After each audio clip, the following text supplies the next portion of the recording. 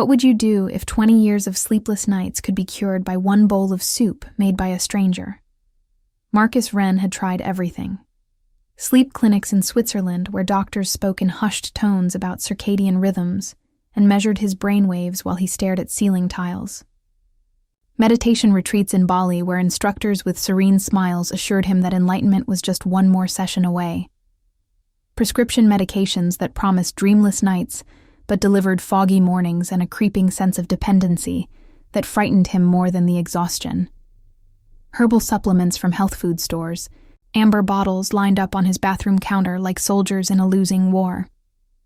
At 43, the CEO of Wren Pharmaceuticals had built $1 billion empire on the promise of better health for others, yet he couldn't manage 8 hours of rest for himself.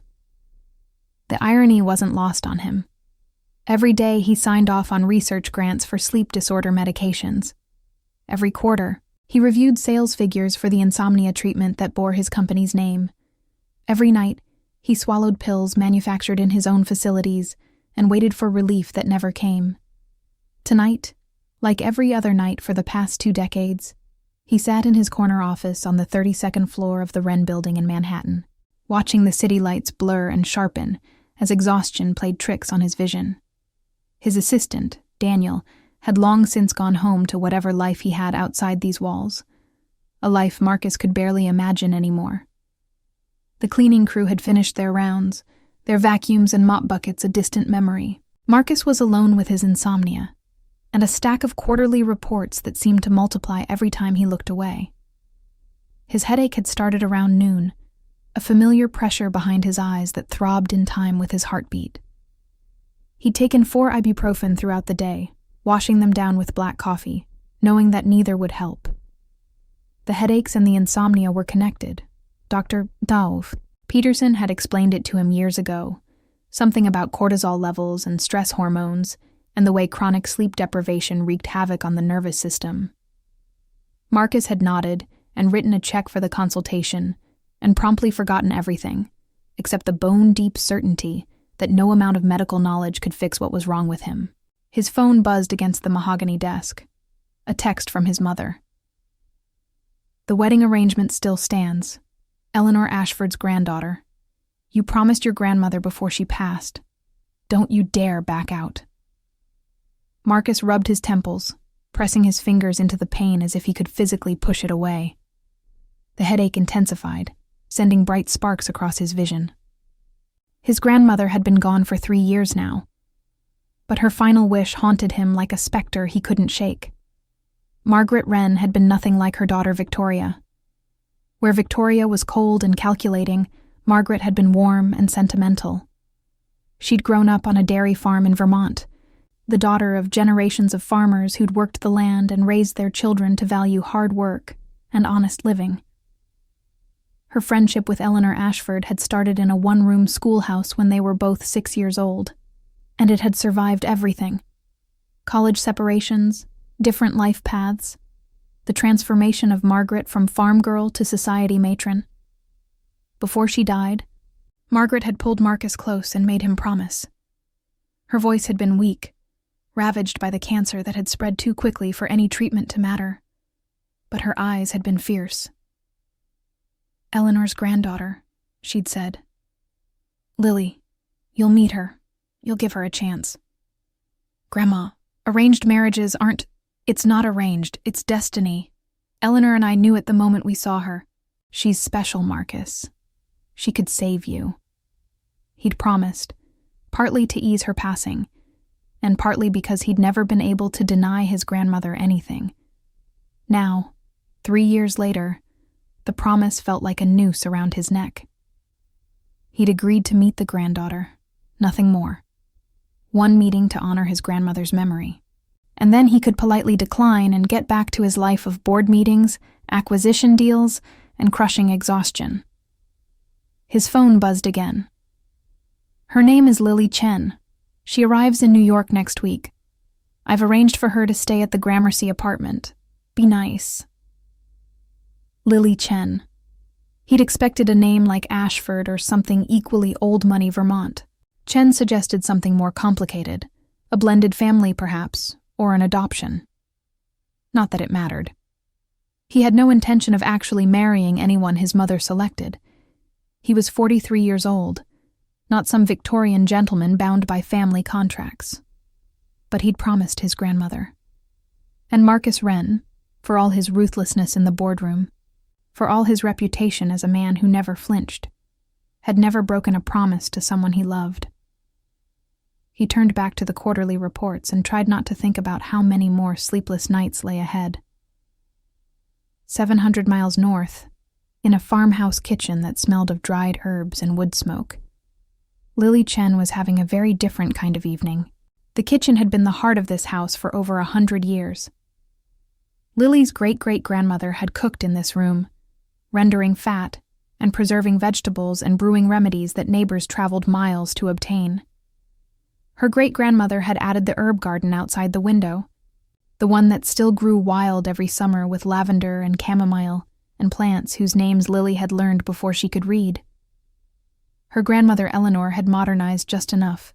A new stove in the 70s, a refrigerator that hummed contentedly in the corner, while keeping the essential character intact. Now it was Lily's kitchen, or would be someday, and she knew every inch of it the way she knew her own heartbeat. "You're sure about this?" Eleanor sat at the worn oak table, her weathered hands wrapped around a cup of chamomile tea. The hands that had taught Lily to identify medicinal herbs, to grind powders with a mortar and pestle, to sense when a preparation was ready more by intuition than measurement.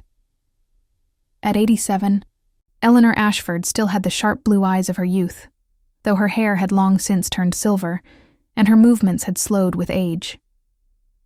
Lily looked up from the pot simmering on the antique stove. The bone broth had been cooking for 2 days now, the rich scent filling the entire house. This particular recipe was one of her most complex. Organic chicken bones simmered with astragalus root, goji berries, dried longan, lotus seeds, and a careful blend of adaptogenic herbs. Her mother had called it the soul soup, claiming it could restore what stress and grief had stolen. "I'm sure I don't have a choice, Grandma. You made this arrangement with Margaret Wren 60 years ago. If I don't at least meet her grandson, you'll never forgive yourself." "That's not what I asked." Eleanor's voice was gentle but firm, the same voice that had guided Lily through childhood lessons in herbal medicine, through teenage rebellions, through the devastating year when her mother had gotten sick and slowly slipped away. "I asked if you're sure. About leaving the farm. About going to that city full of noise and strangers. About meeting a man who probably thinks Vermont is just a place where maple syrup comes from." Lily laughed, stirring the broth with a wooden spoon that had belonged to her great-grandmother. "I think I can handle one meeting, Grandma. I'll go. I'll be polite. I'll explain that I have no interest in marrying a stranger, and I'll come home. Simple." "Nothing about the Wrens is simple." Eleanor took a sip of her tea, her expression growing distant. "Margaret was my dearest friend, God rest her soul. We met when we were 6 years old, in that little schoolhouse down the road that's an antique shop now. She had pigtails and a missing tooth, and she shared her apple with me at lunch. We were inseparable after that." "I know, Grandma. You've told me the story, but I haven't told you about Victoria." Eleanor's voice hardened. "Margaret's daughter. She married into old money when she was 22, Edward Wren, whose family had made their fortune in pharmaceuticals. After that, Margaret wasn't good enough for her anymore. A farmer's daughter from Vermont. Victoria wanted to forget where she came from." "But Margaret stayed friends with you." "Margaret never changed. Not really. She'd come visit every summer, even after Edward died and left her with that mausoleum of a house in Connecticut. She'd sit right where you're standing and drink my tea and tell me about her grandson." Eleanor smiled, but there was sadness in it. "Marcus." She worried about him so much. Said he worked too hard, never slept, never stopped to breathe. Said he was going to end up like his father if someone didn't save him. Lily turned off the burner and began ladling the broth into ceramic jars for storage. Save him from what? From himself. From that company. from 20 years of carrying a weight no one should carry alone. Eleanor shook her head. When Margaret was dying, she made me promise that Lily would meet Marcus, said destiny had a plan for them. And you believed her? I believed in Margaret. The rest. Eleanor shrugged her thin shoulders. The rest I left to fate. But now fate is here, and you're the one who has to decide what to do with it. Lily sealed the jars and lined them up on the counter, the amber liquid catching the lamplight. I'll honor the promise by meeting him. That's all I can offer. That's all I ask. Eleanor reached across the table and took Lily's hand, her grip surprisingly strong. But bring some of your remedies with you. That city will try to eat you alive, and you'll need something to keep your spirit strong. Lily squeezed her grandmother's fingers. I always do. She didn't mention the dream she'd had last night, the one where she stood in a meadow she'd never seen, holding the hand of a man whose face was hidden in shadow. The dream had felt like a promise, like destiny knocking at a door she hadn't known existed. She was a healer. She didn't believe in destiny. But maybe, just this once, she could be wrong. The train from Vermont to New York took 6 hours, and Lily spent most of them watching the landscape change outside her window. The rolling green mountains gave way to suburban sprawl, then to the industrial outskirts of cities she'd only read about. Hartford, Stamford. Finally, the darkness of a tunnel, and then Grand Central Terminal, with its vaulted ceilings and constellation mural, and thousands of people moving in every direction like water in a rapids. Lily stood in the middle of the main concourse, her battered leather suitcase at her feet, and felt smaller than she ever had in her life. She'd been to Burlington. Once, she'd even visited Boston with her mother for a medical conference on integrative medicine. But New York was something else entirely, a living organism that seemed to breathe and pulse with its own heartbeat. The noise was overwhelming. The smells were unfamiliar. Everyone walked so fast, their faces set in expressions of grim determination, as if any moment of hesitation might be fatal. She managed to find the subway entrance and navigate her way to Gramercy Park, following instructions she'd memorized from the internet. The apartment building was a relief. Old brick and iron railings, more like something from a movie about a gentler era than the glass towers she'd passed along the way. The apartment itself was elegant but warm. Cream-colored walls, antique furniture mixed with comfortable modern pieces, and windows that looked out over Gramercy Park with its iron fence and old trees. Someone had filled a vase with fresh flowers and left a welcome basket of fruit and pastries on the kitchen counter. A handwritten note read, "Welcome to New York. Please make yourself at home. Daniel Park, assistant to Mr. Wren." Lily set down her suitcase and explored her temporary home. The kitchen was small but functional, with copper pots hanging from a rack above the stove. The bathroom had a clawfoot tub that made her smile. She could already imagine soaking in it after the overwhelming day. The bedroom held a 4-poster bed covered in white linens that looked cloud-soft. Not bad for a prison, she thought wryly. She unpacked her supplies first. The herbs and tinctures she never traveled without. The ceramic jars of bone broth she'd prepared before leaving. The cloth pouches of dried flowers that her grandmother had blessed with prayers from the old country. Then she called Eleanor to confirm her safe arrival, ate a banana from the welcome basket, and stood at the window watching the park until darkness fell. Her phone rang. A number she didn't recognize with a New York area code. "Hello? Miss Chen?" A professional male voice, not unfriendly. "This is Daniel Park, executive assistant to Mr. Wren. I'm calling to confirm your arrival and schedule your meeting with Mr. Wren for tomorrow afternoon at 4 o'clock. Is that acceptable?" Lily blinked. She'd expected to have at least a few days to settle in before facing the arranged marriage gauntlet. "Tomorrow? I just arrived an hour ago." "My apologies, Miss Chen. Mr. Wren has a very demanding schedule. Tomorrow afternoon is the only opening he has for the next 3 weeks." Of course it was. Busy men with important companies couldn't be bothered to accommodate country girls with no sense of urgency. Fine, tomorrow at 4. Where should I meet him? Mr. Wren suggests the restaurant at the Mark Hotel. It's on the Upper East Side. I'll send a car to collect you at 3:30.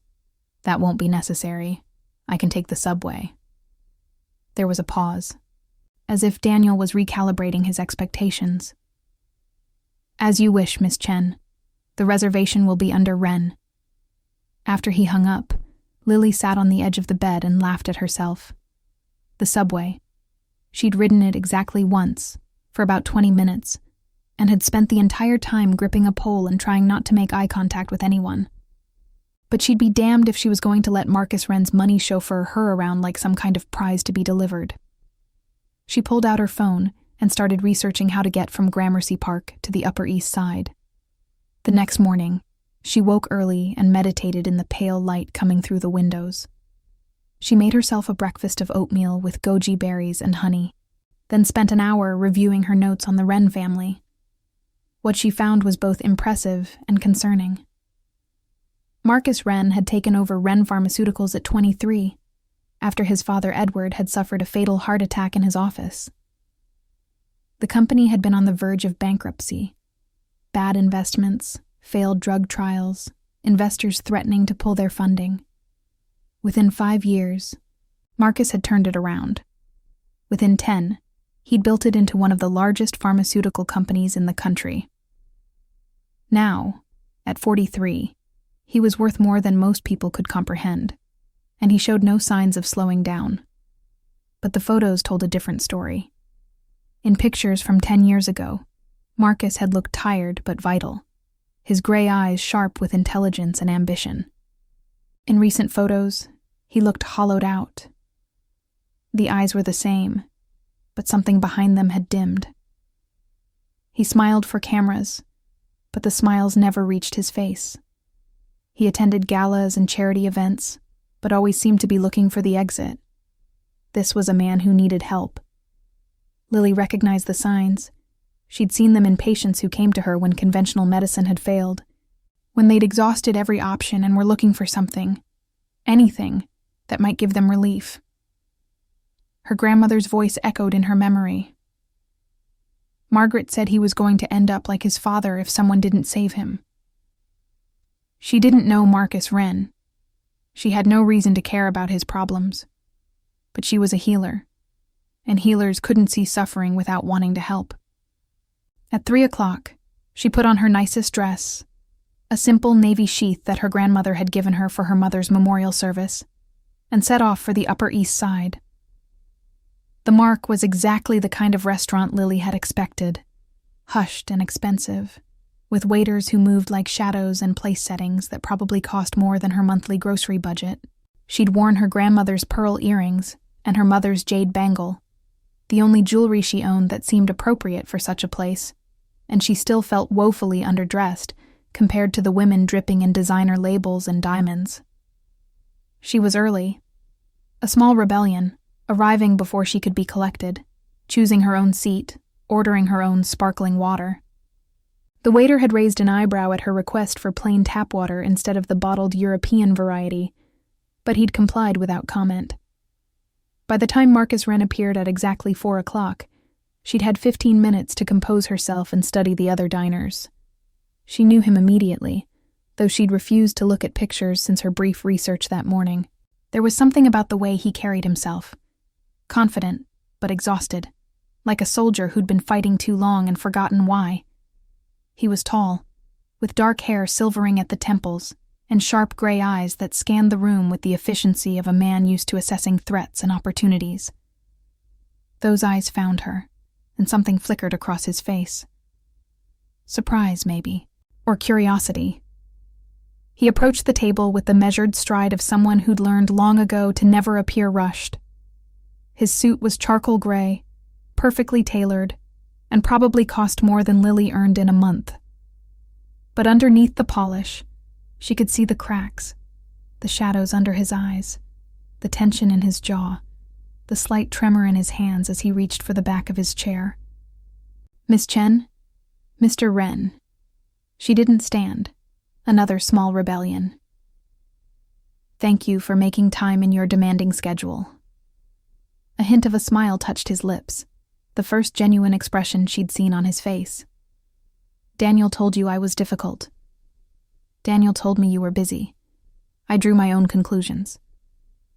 He sat down across from her, and for a moment they simply looked at each other. Lily saw more than she'd expected.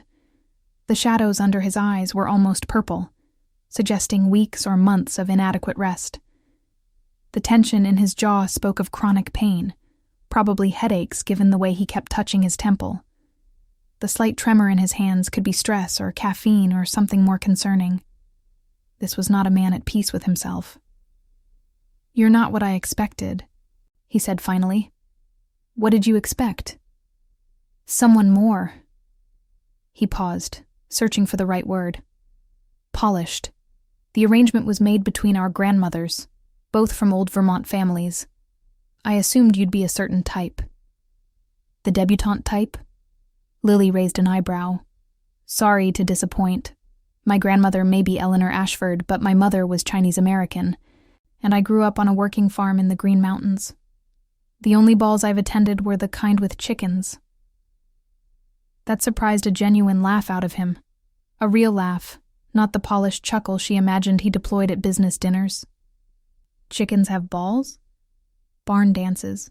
We call them chicken balls because someone always brings their prize rooster to show off. There's usually a competition for the most impressive cock. She kept her face straight. It's a Vermont thing. He stared at her for a moment, then laughed again, longer this time with real warmth. I think I've underestimated you, Miss Chen. Lily.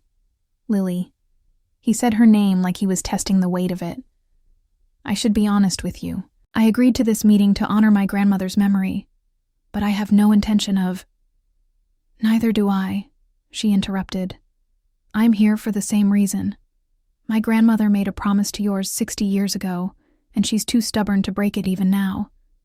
But I have a life in Vermont, a practice. Patients who depend on me. Patients? His interest sharpened, and she saw the businessman appear briefly behind his eyes, always looking for information, always assessing. Are you a doctor? Not the kind you're thinking of. I practice traditional herbal medicine. Folk remedies, mostly. The kind of thing your pharmaceutical company would probably call quackery. She expected dismissal. Condescension, perhaps, or the polite disinterest of a man who dealt in FDA approvals and clinical trials. Instead, something shifted in his expression. A flicker of vulnerability quickly suppressed. You'd be surprised what I believe in these days. Before she could respond, the waiter appeared to take their order. Marcus asked for a salad and mineral water, the choices of a man watching his health without much hope of improvement. Lily, feeling defiant, ordered the lamb chops and a glass of red wine. When they were alone again, she leaned forward. You look terrible, Mr. Wren. Excuse me? Marcus, you look terrible. When was the last time you slept? And I mean really slept. Not just lay in bed waiting for morning. He stiffened, and she watched the corporate mask slide back into place. That's none of your— I'm an herbalist. Reading bodies is what I do. She held his gaze steadily, refusing to be intimidated. You have chronic insomnia, probably going back years. The tension headaches started around the same time. You've been touching your left temple since you sat down, which tells me the pain is concentrated there. You've tried medication. She pointed at his hands. The slight yellow tint in your nail beds is a sign of long-term pharmaceutical use. Probably benzodiazepines or something similar. But nothing works for long. How close am I? For a long moment, he said nothing. Then, slowly, he set down his water glass. 20 years. 20 years of what? 20 years since I slept through the night. He said it flatly, like stating a fact about the weather. Since I was 23 years old. Since my father died and I took over the company and discovered that running a pharmaceutical empire is not conducive to peace of mind. Your father died suddenly. Heart attack at his desk. I found him when I came in for our morning meeting. The words were clipped, rehearsed. A story he'd told so many times it had lost its emotional charge.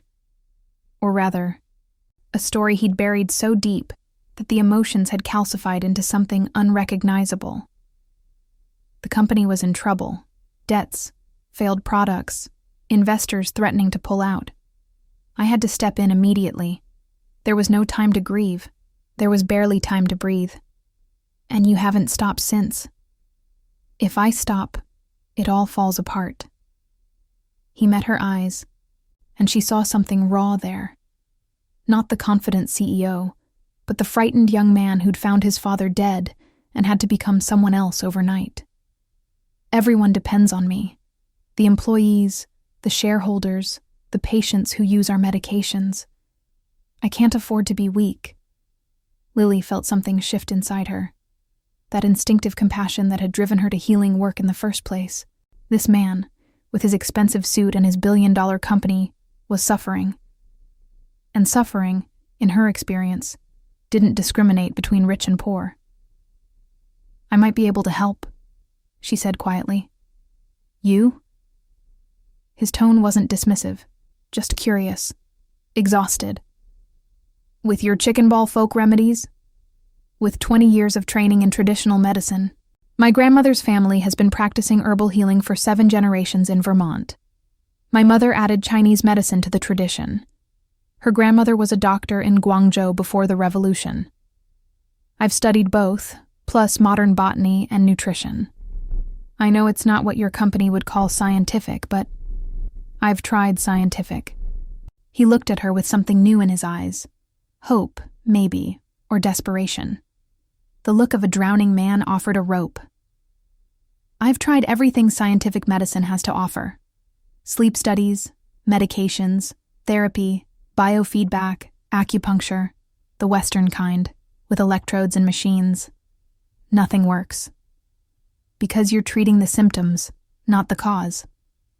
Lily pulled her napkin from her lap and began folding it absently, a nervous habit from childhood. Insomnia that severe, that persistent, it's not just about melatonin levels or stress hormones. It's about something deeper, something your body is trying to tell you that you're not hearing. And you think you can hear it? I think I can try. She met his eyes. If you're willing to let me. The waiter returned with their food, breaking the intensity of the moment. They ate in relative silence, both lost in their own thoughts. The lamb was excellent, though Lily barely tasted it. She was too busy watching Marcus, the way he pushed food around his plate without really eating, the way he reached for his water glass with that telltale tremor, the way his shoulders hunched forward as if protecting his heart from an invisible blow. When the check came, Marcus signed it without looking at the total. "Come to my office tomorrow morning," he said as they stood to leave. 8 o'clock. Daniel will send you the address. Your office? You said you wanted to try. I'm giving you the chance. He extended his hand and she shook it, feeling the slight tremor she'd noticed before. His palm was warm, his grip firm despite the shake. Don't make me regret it, Lily Chen. She held his gaze. Don't make me regret it either, Marcus Wren. The Wren building was a monument to corporate success, all glass and steel rising 40 stories above Midtown Manhattan. Lily stood on the sidewalk outside, clutching her leather satchel full of herbs and tinctures, and wondered what exactly she'd gotten herself into. She'd spent half the night preparing, selecting remedies, reviewing her notes on sleep disorders, meditating on the right approach. The other half of the night she'd spent dreaming, that same dream of the meadow and the man in shadow. When she'd woken at dawn, her heart had been racing with a feeling she couldn't name. The lobby was marble and chrome, populated by people in suits who moved with purpose and didn't make eye contact. She gave her name to the security desk and was issued a visitor badge that felt like a brand of her outsider status. Lily Chen, it read. Visitor. As if she needed reminding. The elevator to the 32nd floor was silent and fast. When the doors opened, she found herself in a reception area that was surprisingly warm. Soft lighting, comfortable furniture, and actual art on the walls rather than corporate abstractions.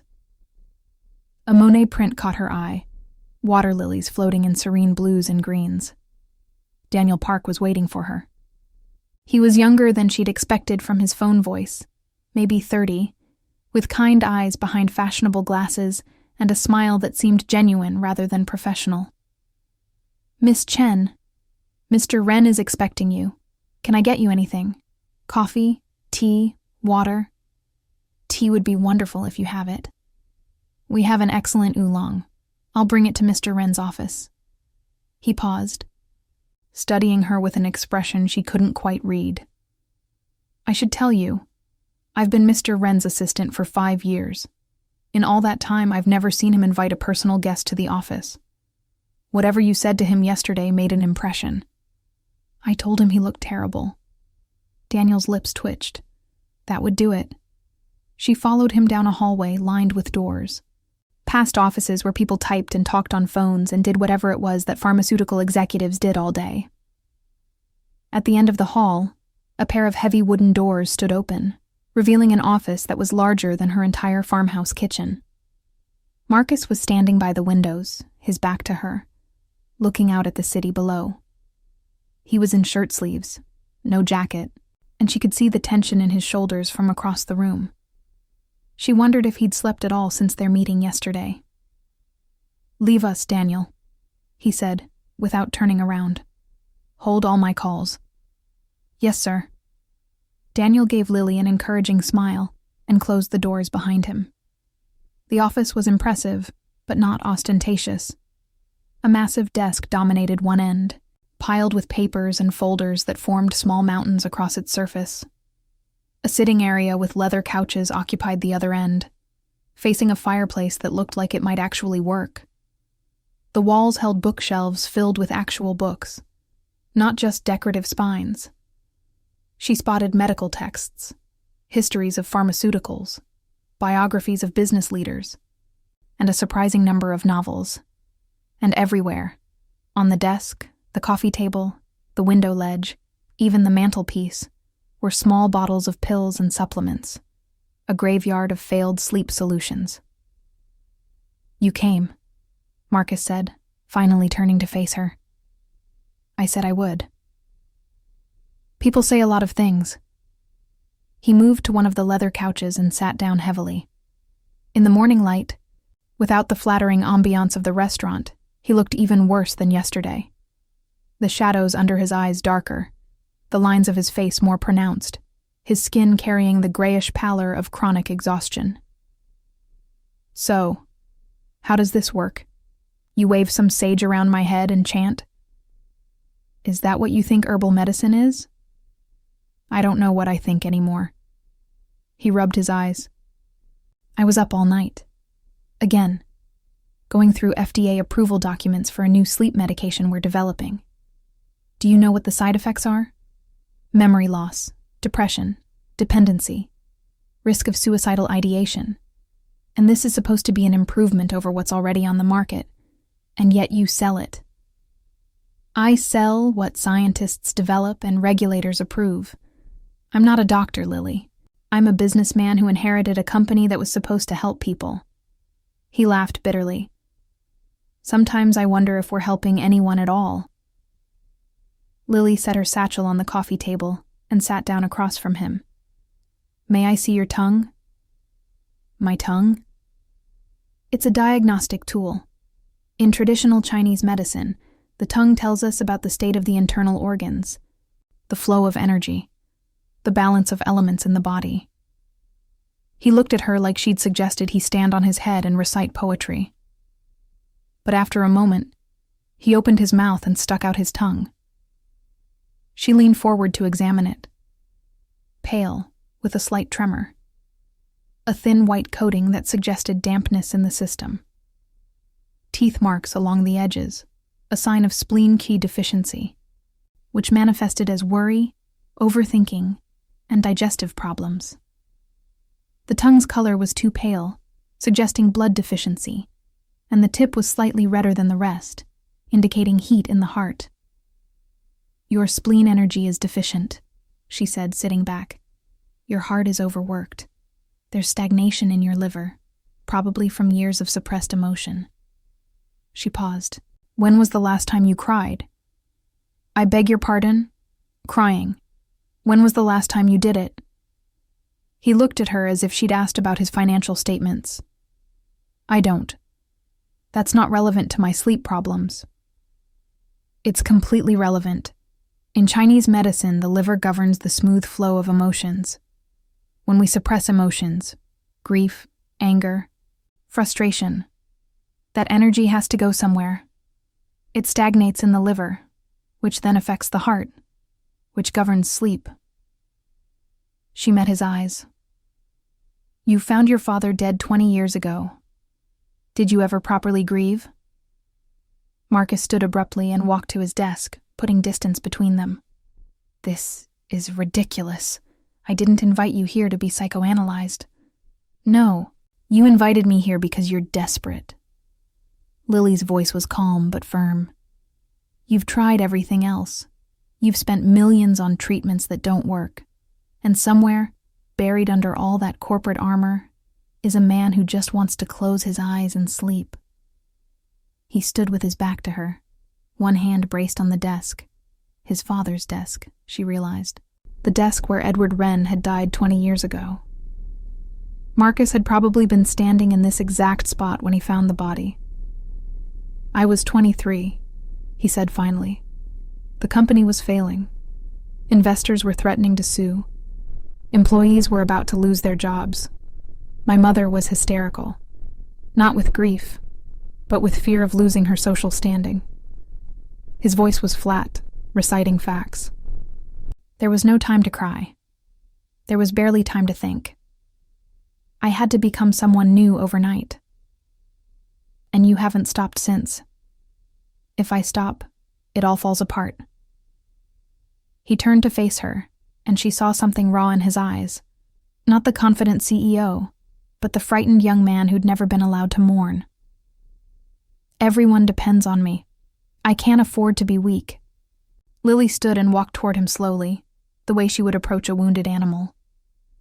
"Needing sleep isn't weakness. It's biology. Your body needs rest to heal, to process, to regenerate. You've been running on empty for 20 years. The miracle isn't that you can't sleep.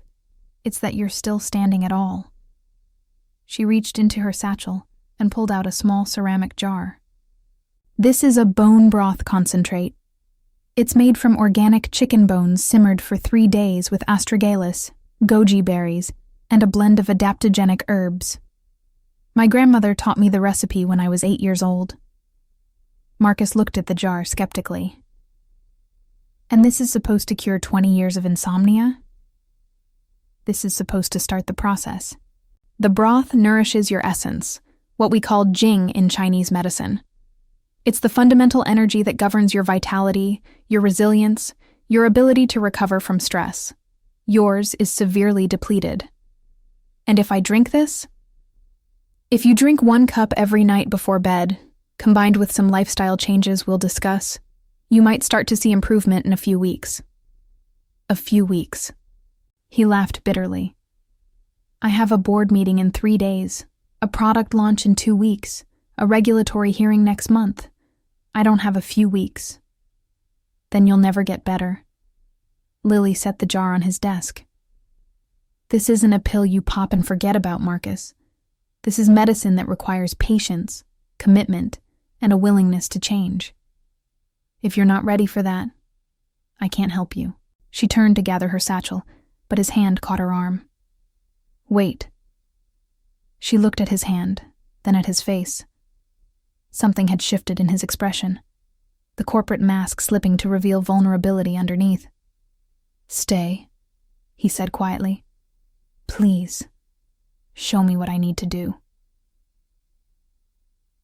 Over the next month, Lily became a fixture in Marcus Wren's carefully ordered life, disrupting it in ways neither of them had anticipated. She arrived at his office every morning at 8, bringing fresh thermoses of bone broth and packets of herbal tea. She taught him breathing exercises to do between meetings, simple techniques from Qigong that helped regulate the nervous system and calm the racing mind.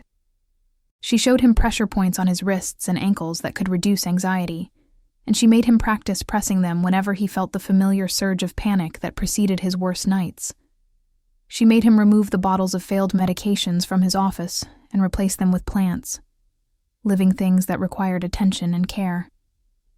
A peace lily for the windowsill, a small fern for his desk, a pot of lavender for the coffee table. "I don't have time to water plants," he'd protested. "Then make time," she'd replied. Caring for something alive reminds your nervous system that there's more to existence than spreadsheets and shareholder meetings. Plants don't care about quarterly profits. They just need light and water and attention. It's grounding. She convinced him to start taking walks in Central Park during his lunch hour, even if only for 15 minutes. At first, he complained. Too busy, too many emails, too much at stake. But she persisted, and eventually he started looking forward to those brief escapes. The fresh air, the sight of trees and grass, the reminder that the world existed beyond the glass walls of his building. She brought him meals prepared according to traditional Chinese medicine principles. Warming foods for his depleted spleen energy, bitter greens for his stagnant liver, calming herbs for his overworked heart. She taught him which foods to avoid before bed. Caffeine, obviously, but also alcohol, heavy meals, and anything with added sugar. And which to embrace: warm milk with honey, chamomile tea, complex carbohydrates that promoted serotonin production. And slowly, almost imperceptibly at first, things began to change. "I slept 4 hours last night," Marcus told her at the end of the second week, wonder in his voice. 4 consecutive hours. That hasn't happened in years. "Good, that's good." Lily smiled, genuine pleasure warming her chest. "Your body is starting to remember how to rest." "It's the broth." He shook his head in amazement.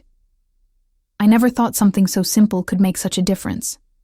I've spent hundreds of thousands of dollars on treatments, sleep studies at Johns Hopkins, experimental therapies in Switzerland, and it turns out the answer was chicken soup.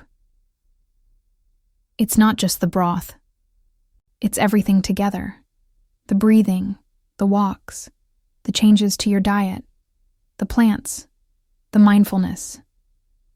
Your body isn't a machine with one broken part. It's a system, and when you support the whole system, the individual parts start to heal." He looked at her across his desk, and something in his gaze made her pulse quicken. "You're remarkable, you know that. I'm just doing what I was trained to do." "It's more than that. You see things other people miss. You understood what was wrong with me in one dinner meeting when dozens of specialists couldn't figure it out in 20 years. He leaned forward. "How did you know? About the grief, about the suppressed emotions, about all of it?" Lily considered the question. "I grew up watching my grandmother help people. She had a gift for seeing beyond the surface, what she called reading the story the body tells. Every person who came to her with a physical complaint also had an emotional story. The woman with chronic back pain who'd been carrying her family's burdens for decades. The man with digestive problems who couldn't stomach his wife's betrayal. The child with asthma, whose breath had been stolen by an overbearing parent. And what story does my body tell? Your body tells the story of a young man who lost his father too suddenly and had to become someone he wasn't ready to be, who built walls around his heart to survive, and then forgot there was anything behind the walls worth protecting, who's been running so long he forgot what it feels like to stand still." Marcus was quiet for a long moment. "You should write poetry," he said finally, "or country songs. I'll stick to bone broth." They smiled at each other, and Lily felt something shift between them, a barrier coming down, a door opening. She told herself it was just the natural intimacy of a healing relationship, the bond that formed between healer and patient. But she knew, even then, that it was something more. 3 weeks into her time in New York, Lily received a call that changed everything. "The doctors say it's pneumonia." Eleanor's voice was thin, wavering in a way Lily had never heard before. "I'm at Dartmouth Hitchcock. They want to keep me for observation. I'm coming home." Lily was already mentally packing her bags. "I'll be there by tonight." "No." Eleanor's voice strengthened. "You have work to do there. That boy needs you. Grandma, you need me more. I need you to finish what you started. Margaret trusted me with this. I'm not going to let pneumonia get in the way of destiny." She coughed, a wet sound that made Lily's stomach clench. "Besides, it's just a few days. The doctors are optimistic. I'll be fine." "I don't believe you." "You never were a good liar, child. Neither am I. But I'm asking you to trust me. Finish your work with Marcus, then come home." A pause. "Promise me." Lily closed her eyes. "I promise." She hung up the phone and sat on the edge of her bed, tears streaming down her face.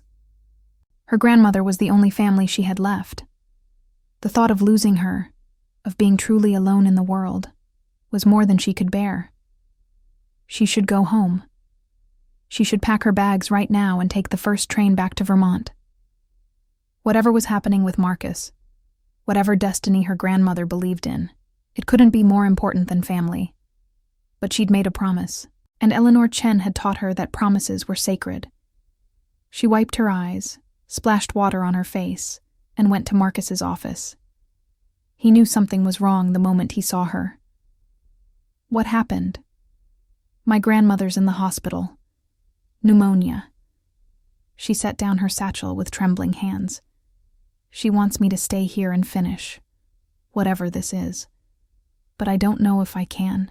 Marcus was around the desk before she finished speaking, pulling her into his arms.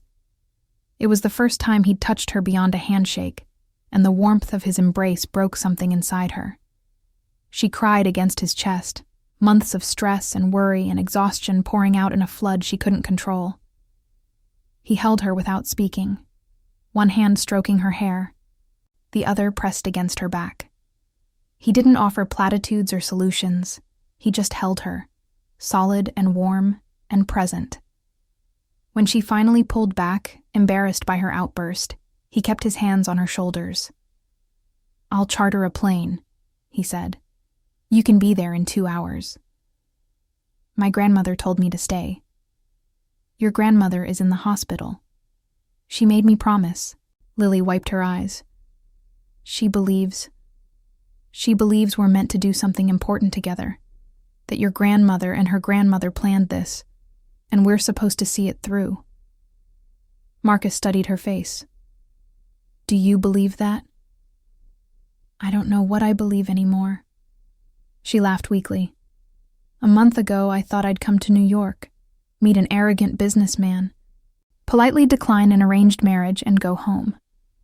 Instead, I'm standing in your office crying on your shirt. It's a nice shirt. It can handle some tears." She laughed again, and something eased in her chest. "I should go. I'm sorry for falling apart." "Don't apologize." He squeezed her shoulders. "And don't go, not yet." He guided her to the couch and sat beside her. "Tell me about your grandmother. Tell me about Vermont. Tell me everything." So she did. She told him about the farmhouse with its 100-year-old kitchen and its gardens full of herbs. About her mother, who'd danced in New York before falling in love with a man who couldn't appreciate her. About the years of learning traditional medicine, of watching her grandmother heal people who'd given up hope. About her mother's illness and death, and the grief that still felt fresh even after 5 years. Marcus listened without interrupting, his gray eyes focused entirely on her. When she finished, the afternoon sun was slanting through the windows and her throat was hoarse. "Thank you," he said quietly. "For what?" "For trusting me with that. For showing me who you really are." He took her hand. "I want to show you the same courtesy. I want to tell you about my father. About the night I found him. About everything I've never told anyone. You don't have to. I know, but I want to. He took a deep breath. Maybe it's time I stopped running from my own story. And so, as the sun set over Manhattan and the city lights began to flicker on, Marcus Wren finally spoke the words he'd been holding inside for 20 years. He told her about his father, brilliant, driven, distant Edward Wren, who'd built a company from nothing and then nearly lost it all through a combination of bad luck and worse judgment. About the night before his death, when Marcus had tried to talk to him about the company's problems, and Edward had dismissed him with a wave of his hand. About the morning he'd walked into this very office and found his father slumped over the desk, already cold. He told her about the funeral, where his mother had been more concerned with appearances than grief. About the board meeting 2 days later, where he'd been forced to prove himself worthy of a title he'd never asked for. About the years of work and sacrifice, building something his father had nearly destroyed, never stopping to question whether it was worth the cost. And he told her about the sleepless nights, the headaches, the bone-deep exhaustion that never went away no matter how successful he became. I've never told anyone that, he said when he finished. Not my mother, not my therapists, not anyone. Why me? He looked at her, and in his eyes she saw the same thing she'd glimpsed that first day at the restaurant. Not the CEO, not the heir, but the man underneath. Because you looked at me and saw something worth saving. No one's ever done that before. Lily leaned forward and kissed him. His lips were warm and tasted of the herbal tea she'd brought that morning. His hands came up to cup her face with a tenderness that made her chest ache. When they finally pulled apart, his eyes were bright with surprise and something deeper. Well, he said, slightly breathless. That was unexpected. Was it? No. He smiled. I've been wanting to do that since you told me about the chicken balls.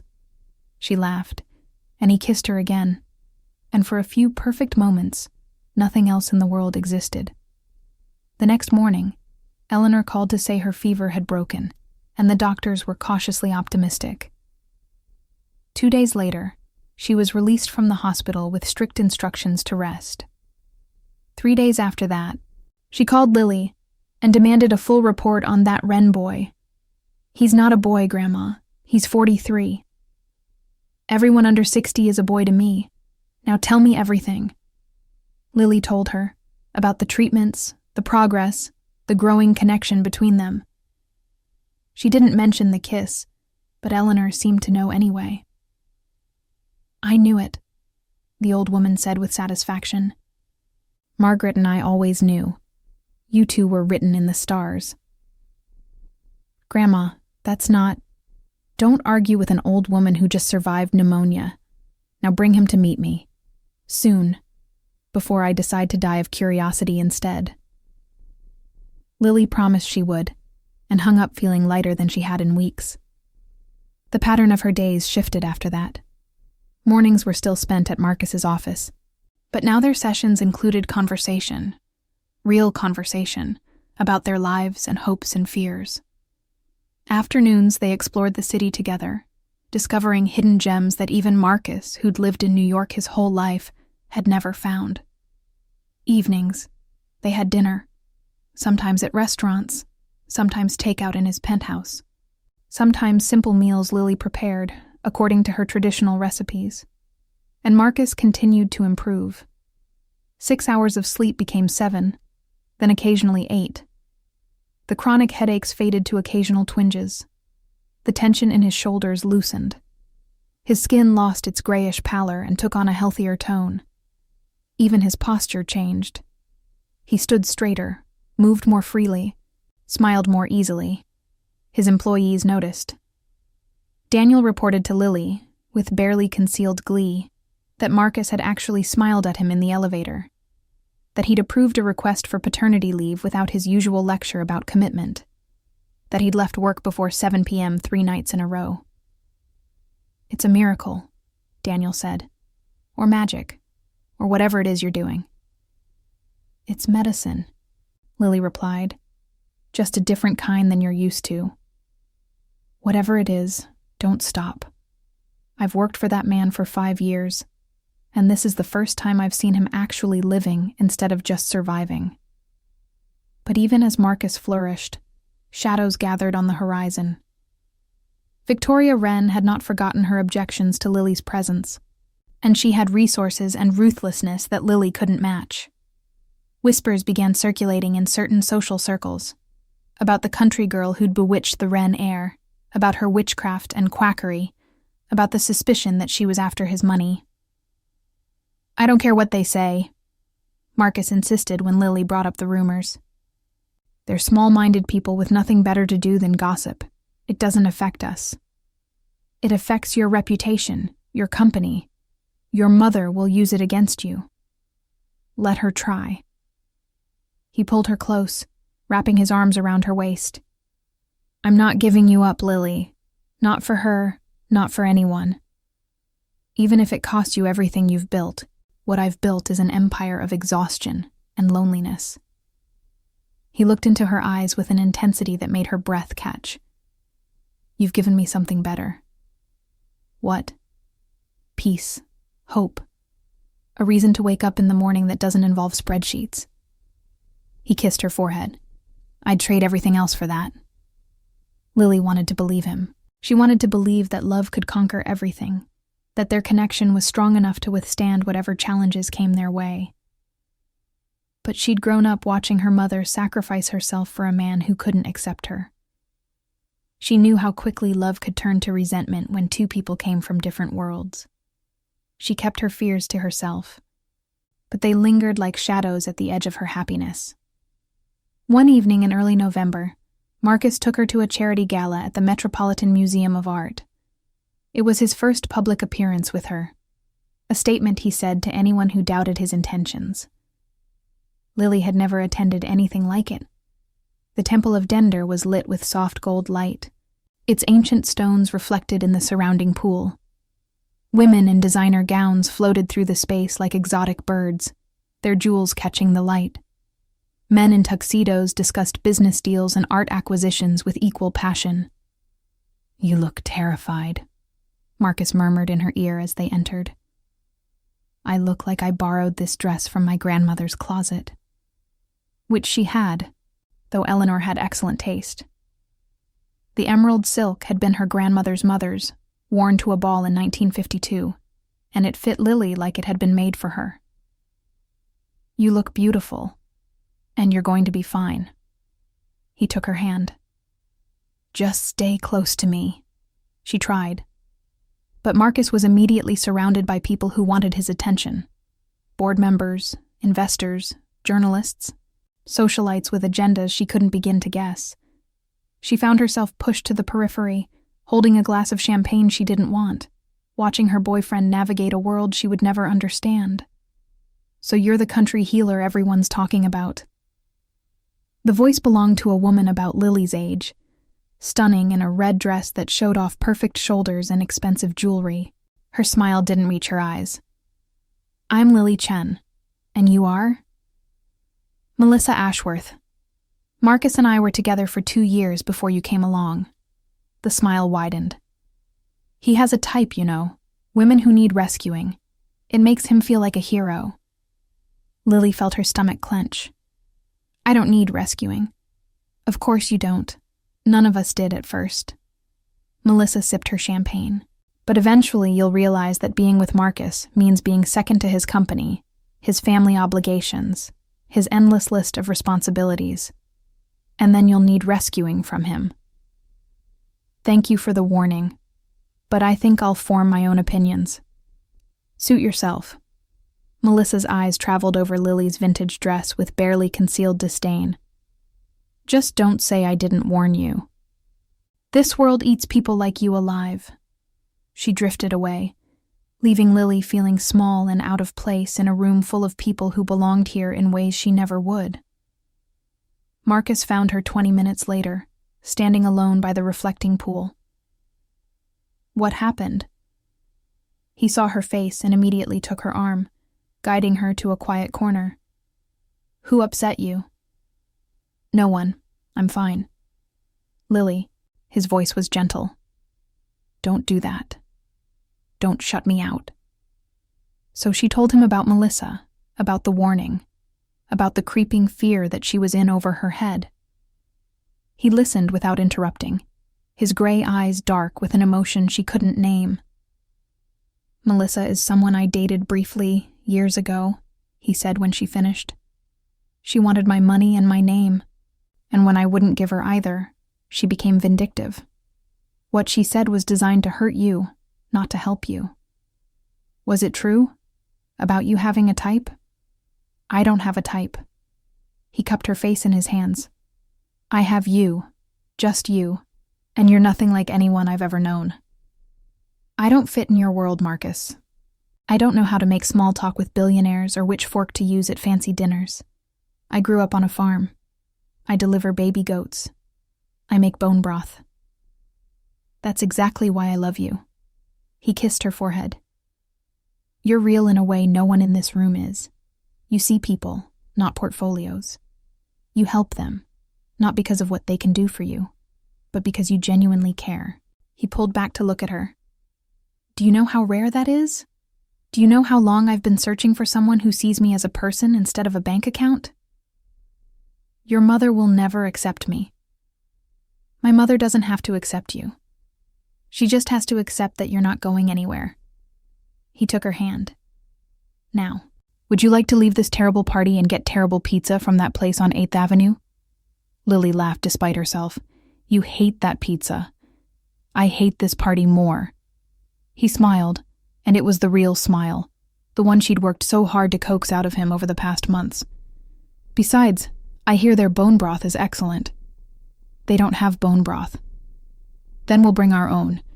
They left the gala early, dodging photographers and gossip columnists, and spent the rest of the evening eating mediocre pizza in Lily's apartment while she told him stories about her childhood on the farm. When he fell asleep on her couch, his head in her lap, she watched him rest and felt something settle in her chest. Maybe she didn't fit in his world, but maybe she was building a new world with him, one that belonged to neither of them, and both of them at once. The next week brought a different kind of challenge. A tabloid had gotten hold of information about Lily, her background, her unconventional practice, her relationship with Marcus. The headline screamed, Wren, air bewitched by backwoods healer. Sources say she's after his billions. The article was cruel and inaccurate, painting Lily as a gold digger who'd used folk magic to manipulate a vulnerable man.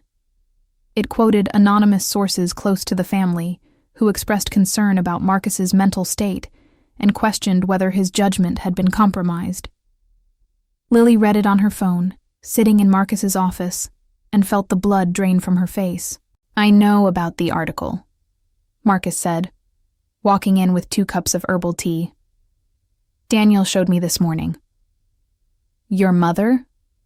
Almost certainly. He set the tea down and sat beside her. But it doesn't matter. We knew something like this would happen eventually. It matters because it will affect your company, your reputation, everything you've worked for. Everything I've worked for means nothing if I don't have the life I want to live. He took her hand. We're going to respond to this. Not by hiding, but by standing together. How? I'm giving an interview. To the Times, not the tabloids. And you're going to be there with me. The interview took place 3 days later, in Marcus's penthouse apartment, with its views of Central Park. The journalist was a woman Marcus had worked with before. Fair, he said, but thorough. She asked difficult questions about Lily's background, about the nature of their relationship, about the rumors swirling around them.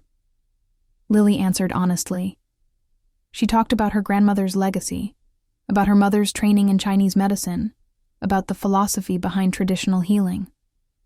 She explained how she'd met Marcus, how she'd begun working with him, how their professional relationship had evolved into something more. And the accusations that you're after Mr. Wren's money? The journalist asked. Lily smiled. I come from a family that's been on the same land for 7 generations. I have everything I need. What I wanted from Marcus was never his money. It was a chance to help someone who was suffering. That he turned out to be worth loving was just a bonus. The article ran a week later, and the tide began to turn. People who'd been skeptical started to see another side of the story. Not a scheming gold digger, but a woman with genuine knowledge and genuine feelings for a man who'd been miserable for decades. Victoria continued her campaign of whispers and innuendo, but fewer and fewer people listened. The confrontation came on a Thursday afternoon in late November, 2 months after Lily's arrival in New York. She was in Marcus's office, reviewing his progress and planning adjustments to his herbal regimen for the winter months, when Victoria Wren swept in unannounced. Daniel tried to stop her, but she brushed past him with the imperious confidence of someone who'd never been told no in her life. "Out," she said to Lily, her voice cold as ice. "I need to speak with my son alone." "Mother, whatever you have to say, you can say in front of Lily." "Oh, I don't think so." Victoria settled into one of the leather chairs with the air of a queen claiming her throne. She was wearing a designer suit that probably cost more than Lily's car, and her perfectly styled hair and makeup suggested she'd come prepared for battle. "Unless you want her to hear about the background check I ran on her family." Lily felt her blood run cold. "Background check? Of course, dear. Did you think I'd let some nobody from nowhere insinuate herself into my son's life without investigating?" Victoria pulled a folder from her designer bag and laid it on the coffee table. Fascinating reading, really. She opened the folder and began reading with theatrical relish. "Your father, David Chen, filed for bankruptcy in 2019 after accumulating over $200,000 in debt, much of it from gambling losses at the casinos in Connecticut. Your mother, Mei Lin Chen, was diagnosed with clinical depression in 2008 and spent 3 weeks in a psychiatric facility. And your grandmother, the estimable Eleanor Ashford, has been selling unlicensed remedies across state lines for decades, technically a violation of FDA regulations. My mother had depression after my father left. She got help and recovered." Lily's voice was steady, though her hands were shaking. "My father's bankruptcy was due to a gambling addiction that he's since overcome, and my grandmother's remedies have helped thousands of people who couldn't get relief from conventional medicine. All very touching, I'm sure. But it doesn't change the facts." Victoria's smile was sharp as a knife. "You're a liability, Miss Chen. Your family history, your lack of credentials, your bizarre medical practices, any of it could become a scandal that damages Wren Pharmaceuticals, and I will not allow that." "Mother, that's enough." Marcus's voice was quiet, but dangerous. The voice of a man who'd spent 20 years in boardrooms and knew how to command a room. "Is it? Have you told her about the board meeting next week? The one where they're going to vote on whether to give you a vote of no confidence?" Lily saw Marcus's face go pale. "How do you know about that?" "I have friends on the board, friends who are concerned about your recent behavior, the missed meetings, the changed priorities, the sudden interest in holistic medicine when we're supposed to be a cutting-edge pharmaceutical company." Victoria leaned forward. "They're going to force you out, Marcus, unless you give them a reason to believe you've come to your senses." "And what would that reason be?" "End this ridiculous relationship. Send Miss Chen back to her farm. Marry someone appropriate. I've already compiled a list of candidates from suitable families." She pulled another folder from her bag and tossed it on the table. "Do your duty to the company and the family name." Marcus stood, his hands clenched at his sides. "Get out, Marcus. Get out of my office, Mother. Now." Victoria rose with poisonous grace.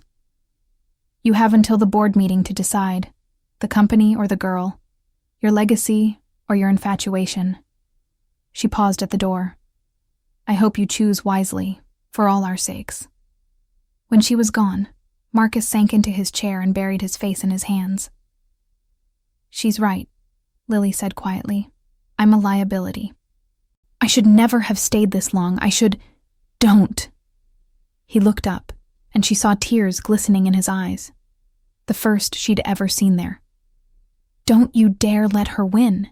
She spent her whole life manipulating people, and I will not let her manipulate you. Marcus, if you lose the company, then I lose it. He reached for her hand. I've spent 20 years being miserable for that company. I'm not spending the rest of my life the same way. If they want to vote me out, let them. I'll start over. Build something new. Something better. You don't mean that. I mean every word. He pulled her down beside him, holding her close. My father built Wren Pharmaceuticals with his own hands, but he also died at his desk, alone, having never taken a vacation or watched a sunset or told anyone he loved them. I've spent 20 years following in his footsteps, and I'm done. He pulled back to look at her, his gray eyes fierce with conviction. I want a different life. I want a life with you. I want to wake up beside you every morning and fall asleep beside you every night. I want to grow old with you, and argue with you, and watch you make bone broth in some farmhouse kitchen while I pretend to understand what you're doing. Lily felt tears streaming down her own face. Your mother will never accept it. My mother doesn't have to accept it. She just has to accept that it's not her choice. And the board? The board can do whatever they want. I'm not going to sacrifice my happiness to appease a group of shareholders who've never cared about anything but quarterly profits. He tilted her chin up to meet his eyes. Tell me you want this too, Lily. Tell me you're not going to let fear drive you away. She thought of Vermont, of her grandmother's farm, of the life she'd planned to return to. She thought of her mother, who'd given up her dreams to please a man who couldn't accept her for who she was.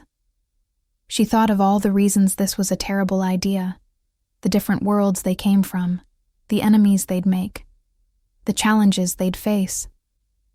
And then she thought of Marcus's face when he smiled, of his hands gentle on her skin, of the peace she felt when she was with him, of the way he listened when she spoke, really listened, as if every word she said mattered. I'm not going anywhere, she said. He kissed her then, deeply and thoroughly, and she kissed him back with all the hope and fear and love she'd been holding inside. Whatever came next, they would face it together. The board meeting took place on a gray December afternoon, in a conference room that smelled of coffee and expensive leather. Lily wasn't allowed to attend. She was neither a board member nor an employee, but Marcus had given her a detailed account of what to expect. 12 board members, most of them allies of his mother. A vote of no confidence that would strip him of his CEO title and install a committee to run the company until a suitable replacement could be found. The end of his father's legacy in the hands of people who cared nothing for healing and everything for profit. She waited in his office, pacing, watching the clock, trying not to imagine all the ways this could go wrong. The plants she'd placed around the room seemed to mock her, the peace lily drooping slightly, as if sensing the tension in the air. When the doors finally opened 3 hours later, Marcus walked in looking like a man who'd been through a war, exhausted, rumpled, his tie loosened, and his shirt sleeves rolled up. But he was smiling. Well? Lily rushed to him. What happened? They voted. He sat down heavily on the couch. 8-4 against me. Her heart sank. Oh, Marcus. And then something unexpected happened. A ghost of a smile touched his lips. Daniel. Daniel? Your assistant? Apparently he's been doing some investigating of his own, into my mother's activities over the past few years. Marcus shook his head in disbelief. She's been skimming from the company accounts. Nothing huge. Maybe $50,000 over 5 years, but enough to be a scandal if it got out. Enough to give her friends on the board second thoughts about their allegiance. He blackmailed them? He presented evidence to the board in executive session, gave them a choice, support me and keep the evidence sealed, or continue with the vote and watch the whole thing become public. Marcus laughed tiredly. It wasn't the most ethical approach, But it was effective. My mother's allies suddenly discovered they had other priorities. So you're still CEO? I'm still CEO, though I'm making some changes. He took her hand. I'm stepping back from day-to-day operations, promoting some people I trust to handle the details, creating space in my life for other things. What kind of other things? I've been thinking about what you said, about bridging the gap between traditional and modern medicine, about all the people falling through the cracks of our healthcare system. His gray eyes were bright with something she'd never seen there before, not just hope, but purpose. What if we created a research division dedicated to studying traditional remedies?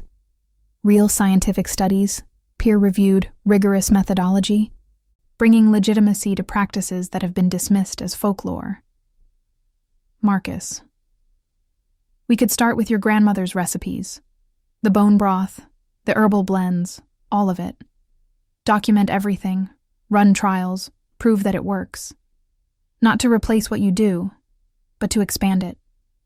To make it available to people who would never seek out an herbalist on their own. Lily felt tears streaming down her face. You'd do that? Risk the company's reputation on folk medicine? I'd risk everything for you. He pulled her into his arms. Don't you know that by now? She kissed him, tasting salt tears and joy, and the beginning of something entirely new. The wedding took place the following spring, in the meadow behind Eleanor Ashford's farmhouse. Lily's grandmother had insisted on the location, claiming that a promise made in that meadow 60 years ago deserved to be honored there. Victoria Wren had refused to attend. She was currently in Zurich, officially recovering from exhaustion, but actually hiding from the scandal that had erupted when Daniel's evidence had mysteriously leaked to the financial press. The guest list was small. Daniel, a few of Lily's childhood friends, Marcus's trusted employees who'd become like family, and the neighbors who'd known the Ashfords for generations. The officiant was the local minister who'd known Lily since she was a baby, a kind-faced woman who'd performed her mother's memorial service and now would perform her wedding. The flowers were wildflowers from the meadow itself, Queen Anne's lace and black-eyed Susans and purple coneflowers, arranged by Eleanor's arthritic but still capable hands. The reception tables were set up in the old barn, decorated with strings of lights and jars of honey from the farm's beehives. Lily wore her mother's wedding dress, a simple ivory silk that had been stored in the farmhouse attic for 30 years. It fit perfectly, as if it had been waiting for her all along. Marcus wore a dark suit that had probably cost more than the dress, but he'd traded his usual Italian leather shoes for boots that wouldn't sink into the meadow grass. "You look beautiful," he said when he saw her, and the wonder in his voice made her believe it. The ceremony was simple. Traditional vows, exchanged rings, a kiss that drew cheers from the small crowd. Afterward, they ate farm-fresh food and drank local wine and danced to music from a band composed of Lily's high school friends. Eleanor gave a toast that made everyone cry. 60 years ago, she said, her voice strong despite her age, my best friend Margaret and I stood in this very meadow and made a promise. We said our grandchildren would meet and fall in love, and our families would be joined forever. At the time, it seemed like the most romantic thing in the world. She paused, looking at Marcus and Lily with tears in her sharp blue eyes. I thought I'd lost that dream when Margaret died. When Victoria became who she became. When life got complicated in all the ways life does. But standing here today, watching these two people who found each other against all odds, I realized something. The dream didn't die. It just waited. For the right time. For the right people. She raised her glass of elderflower wine. To Lily and Marcus, may your love be as stubborn as two old women making promises in a meadow. May your life be filled with bone broth and baby goats, and everything that matters. And may you never, ever stop healing each other. The guests cheered. Marcus kissed his bride. And somewhere, Lily could have sworn she felt her mother's presence, approving and proud. 3 years later, Lily stood in the kitchen of their home in Vermont, a farmhouse that had been in her family for generations, expanded now to include a modern wing with Marcus's home office and a state-of-the-art kitchen designed for preparing medicinal remedies at scale. Marcus was at the kitchen table, bouncing their 18-month-old daughter on his knee while reviewing documents on his laptop. Sophia had her father's gray eyes and her mother's determination, and she was currently engaged in a fierce battle with a wooden spoon that Lily's great-grandmother had used for stirring remedies. The Phase 3 trials came back positive, Marcus said, looking up with a grin. The bone broth formula showed statistically significant improvement in sleep quality across all demographic groups. The journal wants to publish. I could have told you that 20 years ago. You did tell me. I just needed a few $1 million in research funding to believe you. He caught Sophia as she tried to climb down from his lap. Easy there, adventurer. Your mother's cooking. Lily smiled and set down the pot she'd been stirring, a new variation on her grandmother's original recipe, enhanced with insights from the research team Marcus had assembled. The Wren Foundation for Integrative Medicine had grown beyond anything she'd imagined, funding studies on traditional remedies from cultures around the world. They'd already published papers on acupuncture for chronic pain, herbal treatments for anxiety, and dietary interventions for autoimmune conditions. It wasn't quite the life either of them had planned. Marcus still consulted for Wren Pharmaceuticals, but he'd handed the CEO position to a protege who shared his vision for ethical medicine. He spent most of his time now on the foundation's work, and on being a father, a role that suited him better than either of them had expected. Your mother called, by the way, Lily said, trying to keep her voice neutral. Oh? She wants to come for Christmas.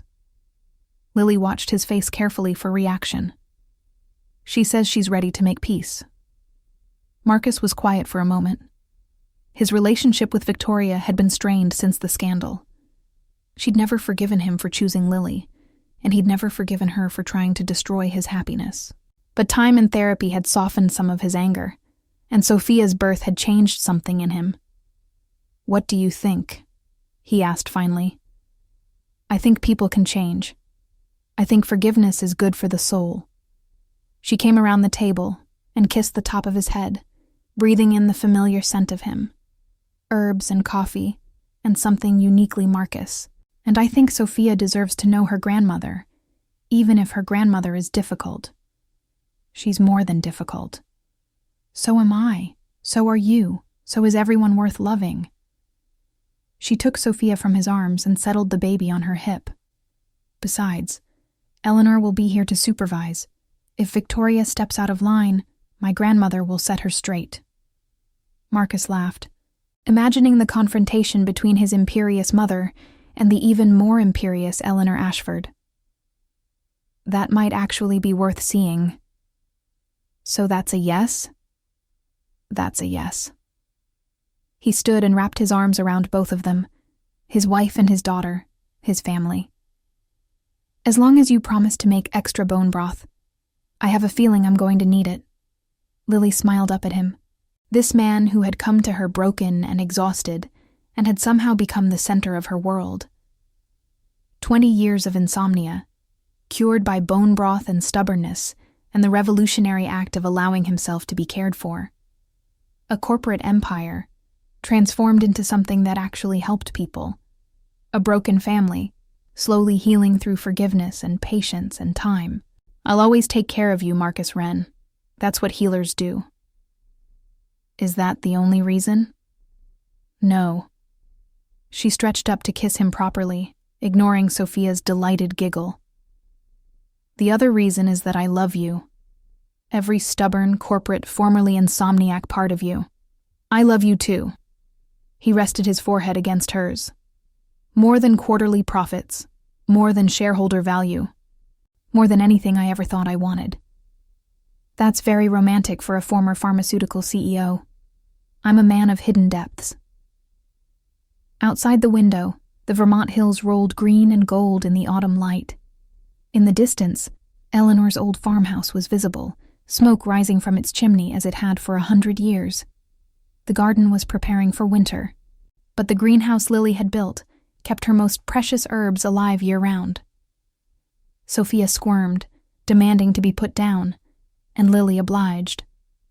She watched her daughter toddle across the kitchen floor, heading straight for the cabinet where the cookie jar lived. "She gets that from you," Marcus observed. "Gets what?" "That determination, that refusal to take no for an answer. Or maybe she gets it from you. I seem to recall a certain CEO who wouldn't give up on a treatment that everyone said was quackery. I was desperate, and you were beautiful, and you had this way of looking at me like you could see straight through all my defenses. I still can." Lily leaned against the counter, watching him with eyes that had only grown more perceptive in the years they'd been together. "You're happy." It wasn't a question, but he answered anyway. "More than I ever thought possible. More than I knew how to be before I met you." "Good."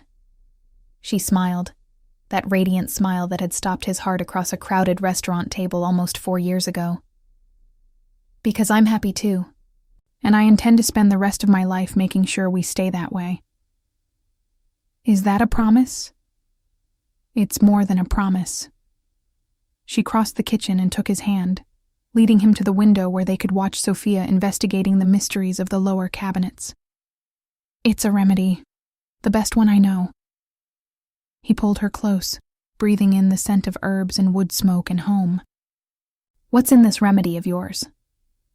"The usual ingredients: patience, forgiveness, a willingness to show up every day even when it's hard." She tilted her head back to look at him. "And love. Lots and lots of love." "Sounds complicated." "The best remedies always are." He kissed her then, gentle and sure, and she kissed him back with all the gratitude and wonder and love that had grown between them over the years.